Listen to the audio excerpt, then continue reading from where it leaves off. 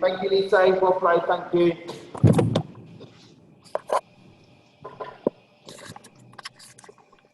Oops. Yeah. Well done, everybody. Is Louisa still online, or has she left? I think she's gone. Hello, Louisa. Has she gone? Yeah. She's left. Seems to have, yeah.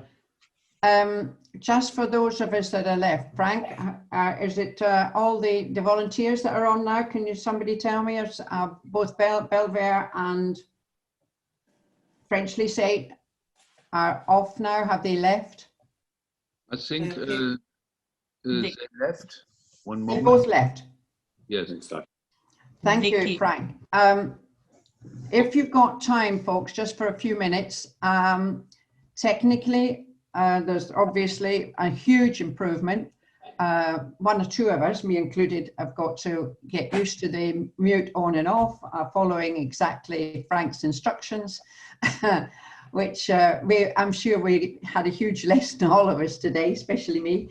But there is an issue with where the schools are doing it from the sound point. From Marlon's comments, I know now where they were sitting, and it is probably the biggest room in the school with nobody else there but them. So that's where the echoes come from, because I certainly heard the echo, which is why I asked. That might have been part of why the French Lycée could not make out clearly what they were talking about. I don't know, it's just a thought. I think when they use the camera system you now have, it will be better. Yeah. I think sorry, Julie, yeah? They also said they couldn't hear this bell, so I need to get the bigger bell. Yeah. Both schools told me that. We are going to or like this. Sorry. Hello, Yeah, Alison. They said hello. They said about making it visible, didn't they? Because I couldn't hear the bell either. I was going to say that I struggled to hear when you were ringing it. I'm ringing right by the microphone, but it's obviously not carrying through.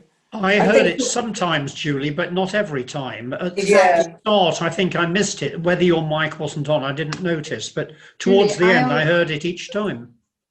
Julie, if you and I can sort it out over the weekend or latest Monday, we are the Rotary Club, and therefore the bell and gavel are now in the golf club Bendinat.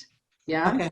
Or they will be. So I would suggest that you and I meet up over the weekend sometime, and I get the gavel and bell. Which would be, I mean, we can do without. And we're not going to run back every Monday to sort this out. We'll find a solution. But for the moment, you can pick it up. They suggested I do this. Yeah, but it's quite a nice, delicate thing, I think, and at least the other bell is a big, and it's a dong, you know, it's really noisy. They will hear it, and I think I've just got to get used to putting it actually on the camera, I think, and that will help. And maybe not turn my camera off, because I think they like to be able to, from what they said, they want to be able to see. I would agree with that your camera is on at all times, because both teams need to see you, whether they're actually making the speech or not. I think that's a very good point, and something we should, Frank, I'm sure will agree with that as well. Yeah, that you. Sorry, I totally agree. Julie's camera can always be on, but maybe it's better if possible, when the students are speaking, put the mic off and put it on again if you want to ring the bell and to say something, because sometimes there have some background voice noises. Not from here, there's no noise here. Okay.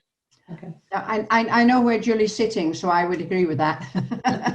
She's a lovely quiet part of the world. and the dogs are out, so there's no noise. Yeah.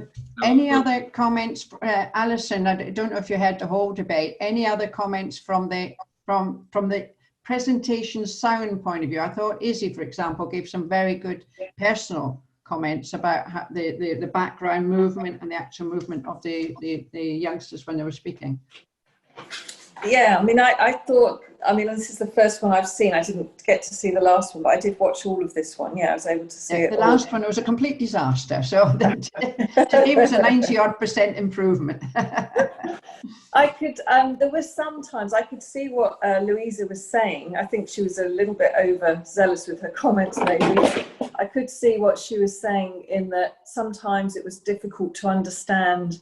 I think it depended where the Belvere stood to make their comments. You know, sometimes but this is, you know, on the whole, I thought it was amazing. I thought it went really well. Mm-hmm.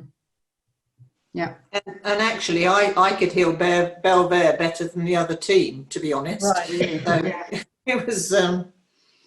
I think the background where they're actually doing the debate, the space, the physical space they've got, affects it almost as much as where they're sitting. Yeah. But I think their relationship to where the camera and microphone is very important, as Frank would have said. You know, they need to get that relationship very clear, especially when they're making a point of interest. Because when they were getting this point of interest and they were getting up, I noticed you said to Louisa that the students should stand exactly on this point, but I don't think we had that from Belvere so much. So maybe that's another thing too, that they got it 100% clear that if they're standing up to make a point of interest, they go to that space, you know, right in front of the camera. Maybe they can put a piece of paper on the floor. For example.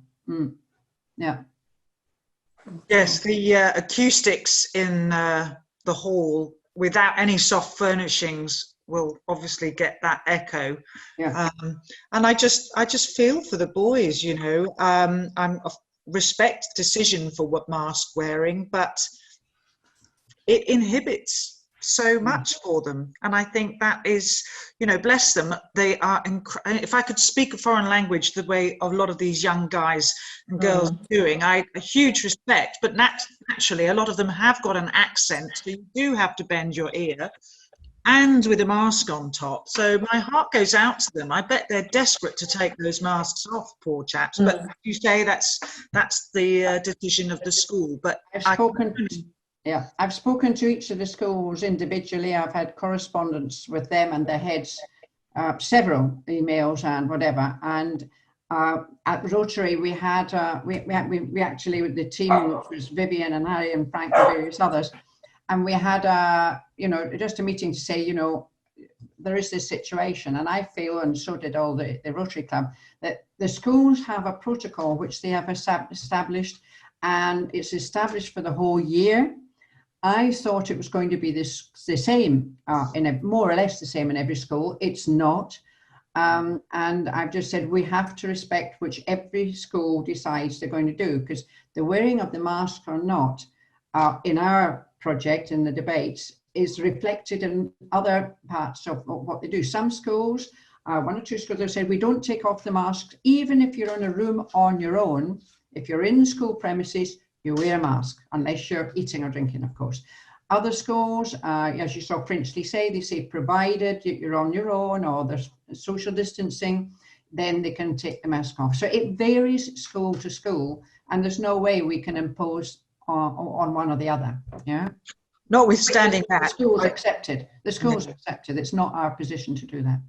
Ironically, though, once, as I was mentioning in the separate group, once you sort of adjusted your ear and whatever, it actually, you know, I'm not sure if I should be saying this or not, but I thought Belvere were outstanding. Mm-hmm. Yeah.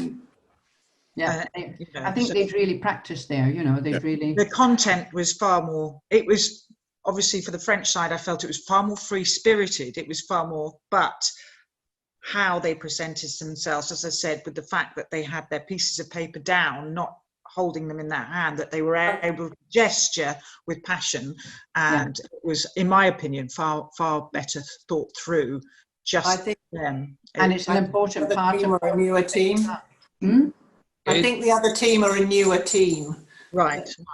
And I have to stop the recording now, because you are talking about things which not really belong to that what other can hear. So I stop the recording now, and maybe some closing words from you, Kate, and after this you can discuss and you can follow up your discussion.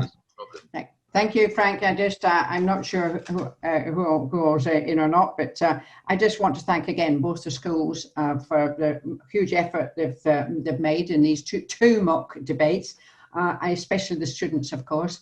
And if any of the schools are listening, or the other 4 schools are listening in, I hope it's been useful to you to see and learn how this debate competition will go for this season. And thanks a million to the judges and especially to Julie, our timekeeper, and everybody else who has helped make this, helped us get to the starting point next Wednesday, the 21st. Thank you very much. Thank you. Thank you.